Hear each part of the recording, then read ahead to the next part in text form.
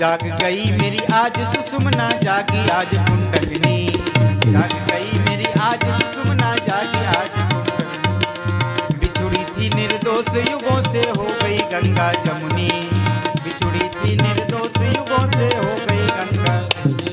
सखी अंग अंग में सर से हो रस बरसे, रस बरसे सारा संगत ही रस बरसे, रस बरसे सारा संगत ही रस बरसे, रस बरसे सारा संगत ही रस बरसे, रंग बरसे सारा संगत की रंग बरसे, ओ रस बरसे सारा संगत जी रस बरसे, ओ रस बरसे सादा संगत की रस बरसे, रस बरसे सारा संगत जी रस रस बरसे सादा संगत की रस बरसे, रस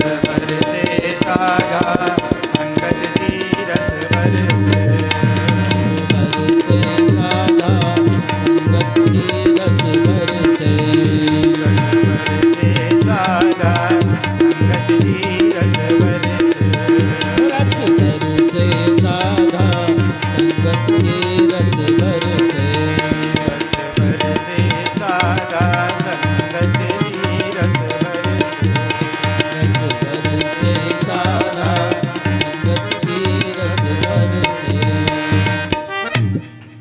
बोल रसिक बिहारी सरकार की, जय श्री रास बिहारी सरकार की जय।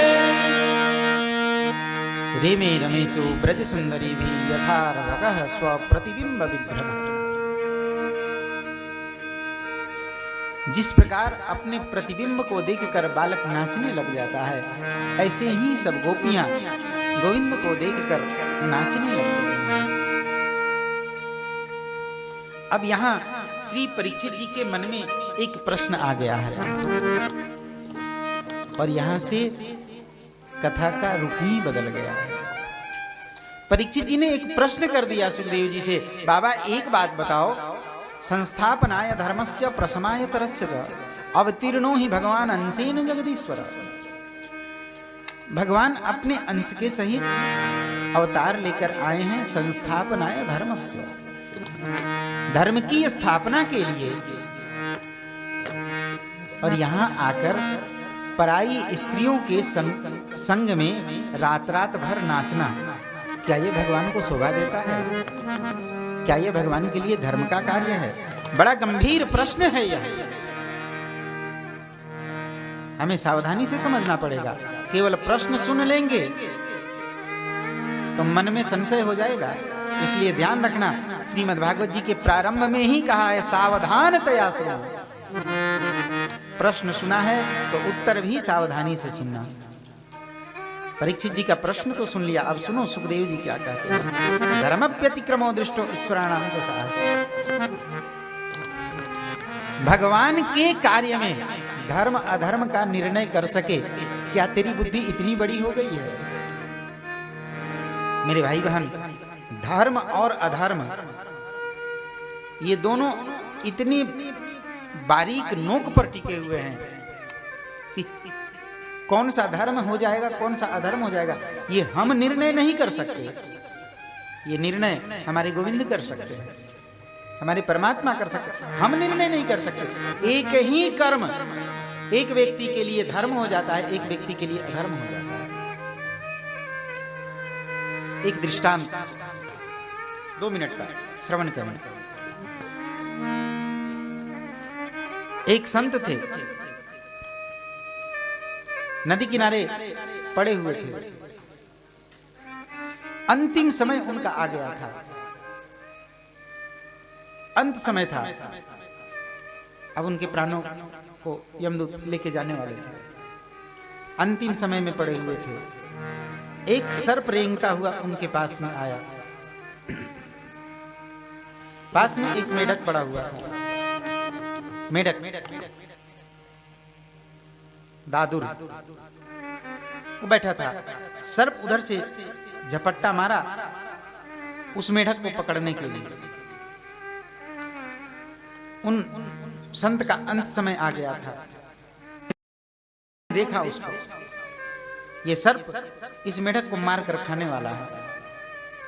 उनके पास में जो कुछ भी पड़ा हुआ था, लाठी, डंडा, झाड़ू, वो वहां से लेटे लेटे ही उस डंडे से ऐसे किए। उस सर्प ने जो झपट्टा मारा था, वो सर्प को वो डंडा लगा और वो सर्प दूसरी तरफ चला गया। इतने में वो मेढक वहां से उछलता हुआ भाग गया। उनकी मृत्यु हुई। मृत्यु होने के बाद उन्हें इस कर्म का दंड भोगना पड़ा। क्यों? धर्मराज का निर्णय आया कि वो मेढक उस समय उस सर्प का आहार था। आपने उस सर्प के आगे से उसका आहार छीन लिया। ये आहार क्रम बनाया हुआ है ना, उसके लिए वही आहार था, इसलिए आपसे ये पाप हुआ।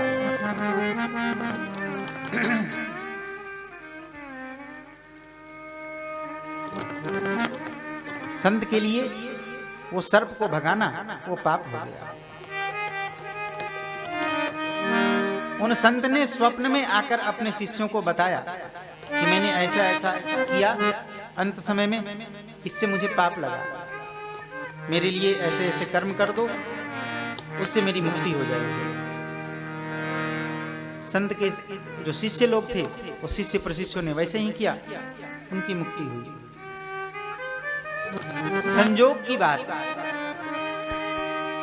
उन संत का एक शिष्य, उसका भी अंतिम समय आ गया था। वो ऐसे ही पड़ा हुआ था और संजोग की बात, वही घटना फिर उसके साथ भी हो रही है। मेढक पड़ा हुआ था, सर्प उधर से झपट्टा मारता है। उसे अपने गुरुदेव की स्वप्न में कही हुई बात याद आ गई। मेरे गुरुदेव ने कहा था कि मेरे अंत समय में ऐसा हुआ था, तो मैंने सर्प को मार के भगा दिया था, तो उस कारण मुझे नरक में जाना पड़ा था, मुझे दंड भोगना पड़ा था।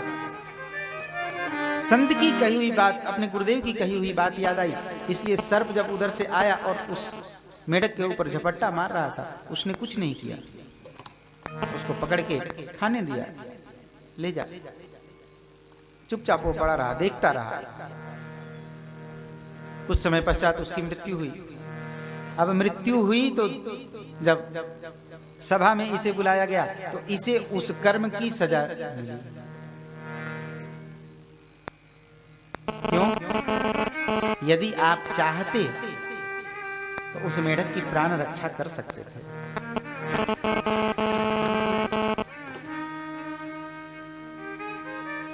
उस मेढक की प्राण रक्षा हो सकती थी, वो इसी कारण आपके समीप गया था, लेकिन आपने सर्प को उसे खा जाने दिया, मर जाने दिया उसे। आपने उसकी रक्षा नहीं की। तो धर्म और अधर्म का निर्णय कर सके, हमारी बुद्धि इतनी बड़ी नहीं है। जिस कार्य को हम अपने हित में सोच रहे हैं, हो सकता है वो किसी के लिए बहुत बुरा होगा।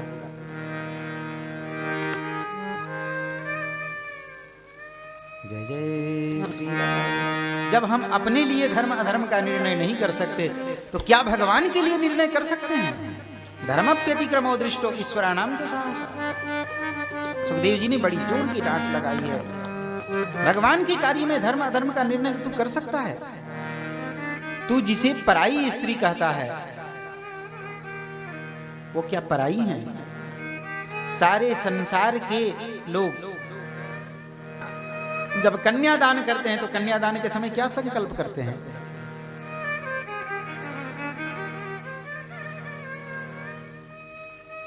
आपने भी कन्यादान किया है, क्या संकल्प करते हैं?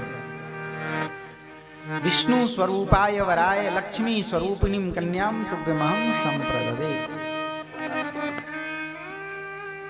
विष्णु स्वरूप वर को मैं अपनी लक्ष्मी स्वरूपनी कन्या प्रदान कर रहा हूं।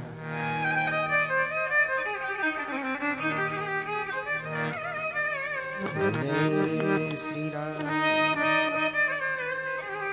सारा संसार भगवान के साथ ही तो विवाह कराता है, और तू किसे कह रहा है पराया? क्या वहां जो गई हैं वो पराई हैं? गोपी नाम तत्पति नाम च सर्वेशा नियमति। जो गोपियां वहां गई हैं, क्या वो उनके लिए पराई हैं? सारा संसार यही तो कहता है, तुम हो एक अगोचर सबके प्राण पति। तुम ही तो सबके प्राणपति हो। फिर उनसे विलग कौन है? और सब गोपियां गई हैं ना गोविंद के पास। उस रात में भी, उस रात्रि के समय भी सभी ग्वाल बालों ने अपने अपने घर में गोपियों को पाया है। फिर गोविंद के पास कौन गया? जब गोपियां अपने घरों में हैं तो गोविंद के पास जो नाच रही हैं वो कौन है? शरीर शरीर के पास है, और आत्मा परमात्मा की शरण है। आत्मा को तो परमात्मा के चरणों में जाने के बाद ही शांति मिलेगी ना। आत्मा परमात्मा के चरणों में जाकर नहीं होगी।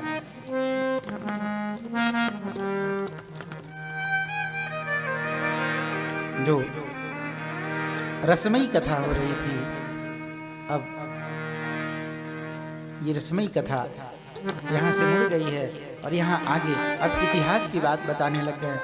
श्री सुखदेव जी कहते हैं, परीक्षित, एक बार ग्वाल बालों समेत कन्हैया वन में जाकर गाय चरा रहे थे। एक सर्प ने बाबा को निगल लिया। ग्वाल बालों ने जलते हुए काष्ठ से सर्प को मारा, लेकिन उस सर्प ने नहीं छोड़ा। अंत में नंद बाबा ने कन्हैया को पुकारी, अरे कन्हैया बचा। कन्हैया आए, सर्प के मस्तक पे अपना पैर रखा है, सर्प का मुख खुला, सर्प की सर्प योनि छूटी। भगवान के आगे हाथ जोड़कर प्रार्थना किया है, अहम विद्याधरा कचित सुदर्शन इति श्रुता। मैं विद्याधर नाम का सुदर्शन था। अंगिरा ऋषि के शाप के कारण मुझे अजगर की योनि प्राप्त हुई।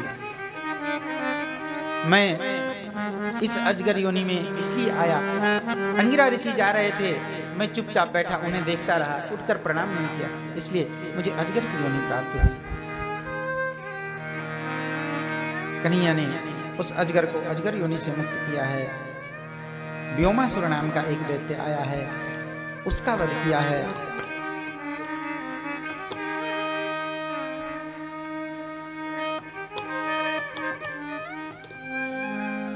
आगे जय जय श्री राम।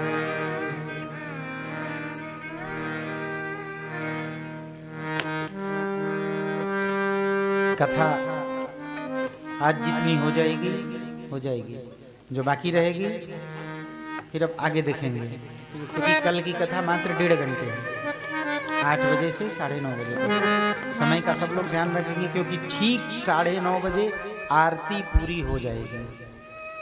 आरती होके कंप्लीट हो जाएगा 9:30 बजे।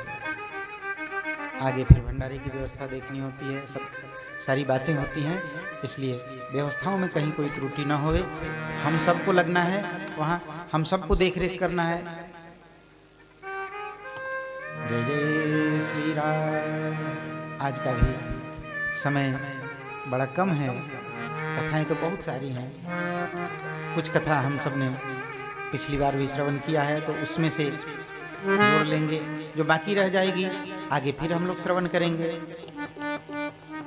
ये तो ठाकुर की कृपा है।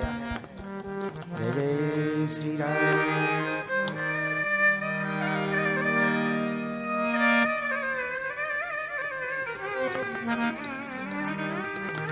आगे श्री सुखदेव जी कहते हैं, नारद जी गए कंस की सभा में।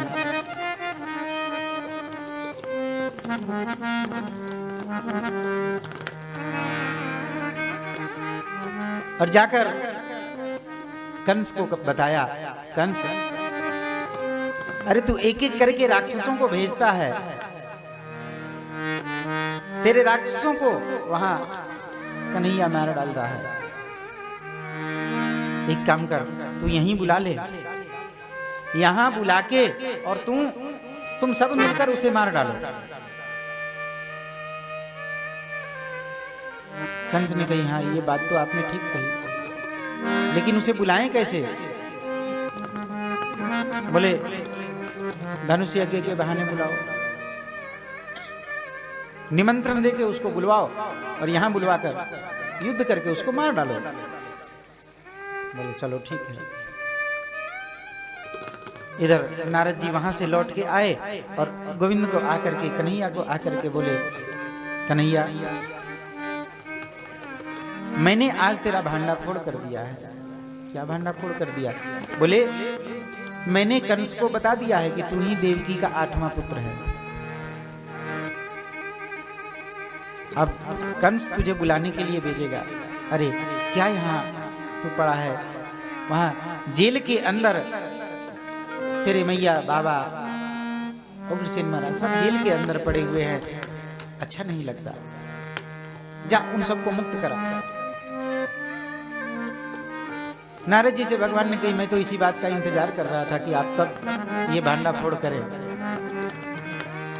मन ही मन तैयार हुए हैं हमारे गोविंद। सायंकाल के समय गाय का दूध निकालने जा रहे थे, ज्ञात हुआ अक्रूर जी आए हैं। अक्रूर जी के समीप गए हैं, रस्सी दोहिनी बाल्टी वहीं छोड़ करके अक्रूर जी के समीप गए हैं, चरणों से लिपटकर रोने लग गए हैं। काका आज हमारी याद कैसे आई? अरे इतने दिनों से हमें अनाथ की भांति यहां छोड़ ही रखा है। नहीं भैया,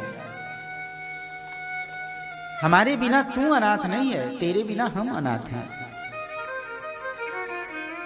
क्या कहूं, आना तो नहीं चाहता था मैं,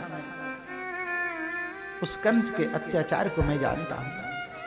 उस कंस ने मुझे तुझे बुलाने के लिए, लिवाने के लिए भेजा है। मैं जानता हूं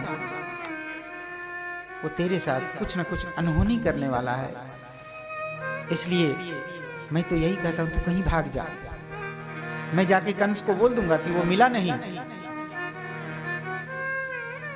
कन्हैया ने कही, अरे काका आप ऐसे क्यों कह रहे हो? आपके महाराज ने बुलाया है ना मुझे, चलो मैं चलूंगा, वो मेरा कुछ नहीं अनहोनी कर पाएंगे, आप चिंता ना करो, कुछ नहीं होगा। अक्रूर जी को बहुभांति समझाया है कन्हैया ने, फिर भी अक्रूर जी का मन मान नहीं रहा है। इधर नंद यशोदा इन्होंने श्रवण किया कि अक्रूर जी आए हैं और कन्हैया को ले जाएंगे। ब्रजवासियों को खबर लगी है कि कन्हैया यहां से जाने वाले हैं,